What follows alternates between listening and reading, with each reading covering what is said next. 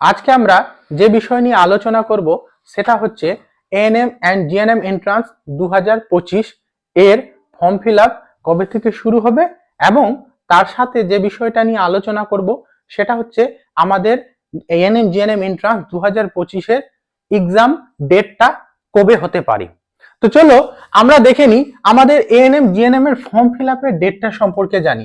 তো দেখো, প্রত্যেক বছর আমাদের ANM GNM form fill up হয় মার্চ মাস থেকে শুরু। আমাদের মার্চ মাস থেকে ফর্ম ফিল আপ শুরু হয় এবং ফর্ম ফিল আপটা চলে আমাদের এপ্রিল মাস পর্যন্ত।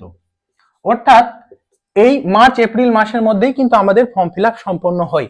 তো এবছরও আমাদের ফর্ম ফিল আপ যেটা শুরু হবে সেটা হচ্ছে মার্চ মাসে এবং মার্চ মাস থেকে এপ্রিল মাস পর্যন্ত আমাদের ফর্ম ফিল আপের সময় থাকবে।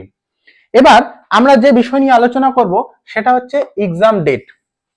তো দেখো, প্রত্যেক বছর আমাদের এএনএম জিএনএম এর এক্সাম ডিপেন্ড করছে জেনপাস এক্সামের উপর। কখনো যদি জেনপাস এক্সাম আগে হয়ে যায় তো জিএনএম এক্সামও আগে হয়ে যাচ্ছে, জেনপাকে পিছিয়ে দিলে আমাদের এক্সামটাকেও পিছিয়ে দেয়।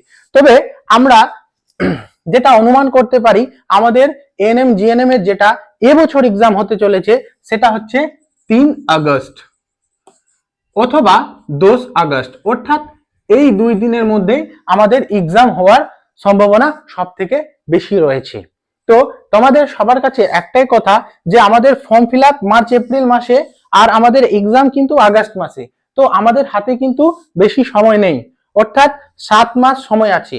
তো যারা যারা প্রিপারেশন করছো বা করতে ইচ্ছুক, সময় বেশি নাই, তোমরা সময় মতো এবং ঠিকঠাক করে প্রিপারেশন নিয়ে নাও এবং তার সাথে সাথে তোমাদের যে বিষয় বা যে সিলেবাসটা আছে সেই সিলেবাসটাকে সম্পূর্ণরূপে ফোকাস করো এবং তার সাথে সাথে যদি তোমাদের সিলেবাসটা কমপ্লিট হয়ে যায় তো তোমরা মক টেস্ট দেওয়ার চেষ্টা করো।